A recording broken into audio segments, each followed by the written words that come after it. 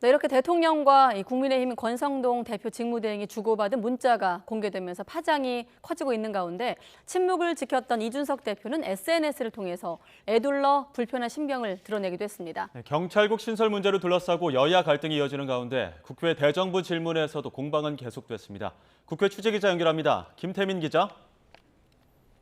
네, 국회입니다. 네, 권성동 직무대행 추가 입장을 밝혔다고요?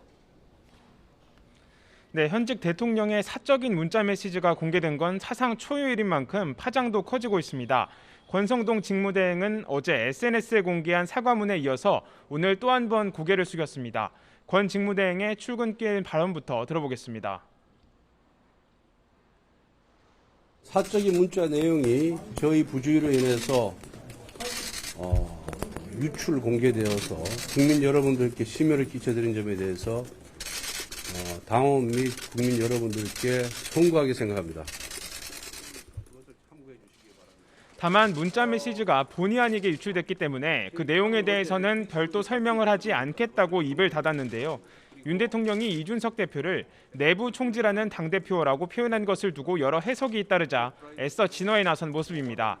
송원석 원내수석 부대표 역시 기자간담회를 자청해서 이번 일은 우발적 해프닝이 아닐까 생각한다며 당내 갈등이나 분란으로 해석하지 말아달라고 당부하기도 했습니다. 네, 여기에 대해서 이준석 대표를 비롯해 당 안팎의 반응은 어떻습니까? 네, 먼저 침묵을 이어가던 이준석 대표는 오늘 오전 SNS를 통해서 불편한 심경을 애둘러 밝혔습니다.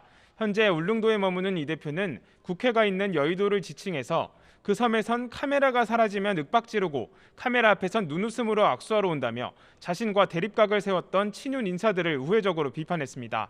또 사자성어 양두구육을 인용해 여의도에선 앞으로는 양의 머리를 걸어두고 뒤로는 정상배에게 개고기를 받아와 판다고도 지적했습니다. 이어 대통령실이 이 대표가 특별히 문자 내용을 오해하지 않을 거라고 해명한 것에 대해 전혀 오해 없이 명확히 뜻을 이해했다며 자신에 대한 윤 대통령의 부정적 태도를 꼬집기도 했습니다.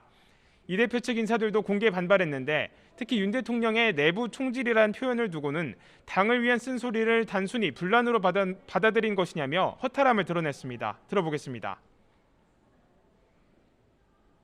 여당 내에서 정부를 비판하거나 쓴소리하는 것에 대해서 좀 굉장히 안 좋게 보고 계신 것 아닌가라고 하는 인식이 좀 보여요. 여당이 늘 정부 편만 들고 그냥 달콤한 얘기만 하다 보면은 사실 정부가 결코 잘 될 수가 없습니다. 이와 함께 당 윤리위원회가 이준석 대표에 대해 중징계를 내린 배경에 이런 윤 대통령의 불편한 심경이 반영된 것 아니냐는 의혹의 눈길도 커지고 있습니다. 앞서 권성동 직무대행이 대통령실 채용 문제로 한 차례 논란을 일으켰던 만큼 친윤 그룹을 중심으로는 권성동 리더십에 대한 우려도 제기되고 있습니다. 차기 당권 주자이자 직무대행 체제에 비판적이었던 김기현 의원은 말을 아끼면서도 문자 공개는 바람직하지 않은 일이라고 밝히기도 했습니다. 들어보겠습니다. 아주 곤혹스러운 상황이긴 합니다만은 그걸 가지고 여기서 또 발발부 할 일이 아닌 것 같습니다. 나중에 또 별도로 말씀드릴 수 있는 기회를 가지도록 하겠습니다. 민주당은 윤석열 대통령을 직접 겨냥해서 공세를 이어갔는데요. 이 대표의 제거는 윤 대통령과 이른바 윤핵관의 작품이라는 사실이 드러났다면서 이런 문자나 보낼 만큼 한가한 상황이냐고 꼬집으며 대통령이 직접 입장을 밝혀야 한다고 촉구했습니다. 각각 이어서 들어보겠습니다. 대한민국의 대통령이 자기 당 집권당 대표를 제거하고 나서 기분 좋아서 권한대행에게 이런 문자를 보낼 정도로 대한민국이 한가합니까? 대통령이 이런 데에 관심을 두니까 민생과 경제가 더욱더 어려워지는 거 아닙니까?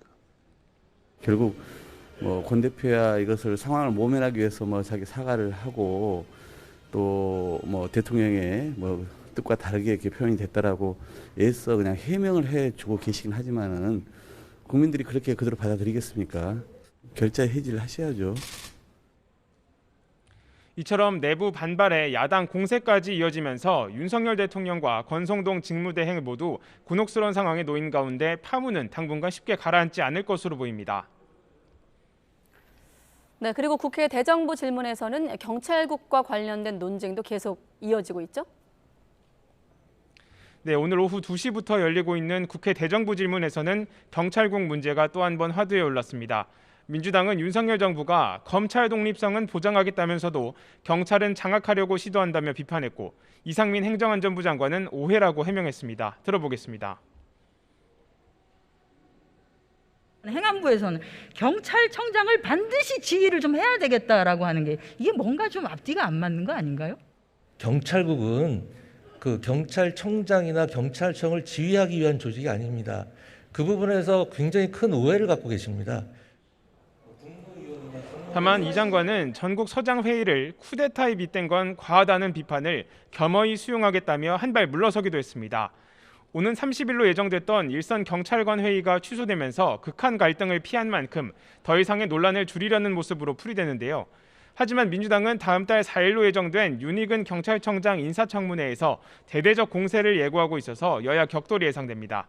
이 오늘 대정부 질문에는 인사청문회를 거치지 않은 채 임명된 박순애 사회부 총리 겸 교육부 장관도 출석했는데 과거 음주전력 등을 둘러싼 야당 공세가 이어질 전망입니다. 이와 함께 여당은 공영방송 편파성 문제와 함께 한상혁 방송통신위원장의 알박기 인사 문제 등에 대해 집중 공세를 펼 것으로 보입니다. 지금까지 국회에서 YTN 김태민입니다.